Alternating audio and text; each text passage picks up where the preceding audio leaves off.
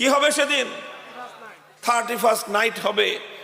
এই 31st night উদযাপন করা, এগুলো আগে কোনোদিনও এই দেশে ছিল না। আমাদের বাপদাদারা তো দূরের কথা, আমরাই আমাদের জীবনের সূচনাকালে, আমাদের শৈশবকালে আমরা এই 31st নাইট নামক কিছুই দেখি নাই। কিন্তু আজকে আস্তে আস্তে ইউরোপিয়ানরা 31st নাইট উদযাপন করে। তারা এই দিনে নানা ধরনের আনন্দ উল্লাস করে, নানা ধরনের অশ্লীলতার স্রোতে তারা গা ভাসিয়ে দেয়, নানা ধরনের মদ্যপান, নেশা জাতীয় দ্রব্যের সয়লাব বয়ে যায়। তাদের দেখা দেখি আজকে বাংলাদেশে 31st নাইট নামক এক নতুন কালচার আমদানি করা হয়েছে। আল্লাহর নবীর কথাগুলো কিভাবে বাস্তবায়িত হচ্ছে দেখেন, কিভাবে বাস্তবায়িত হচ্ছে।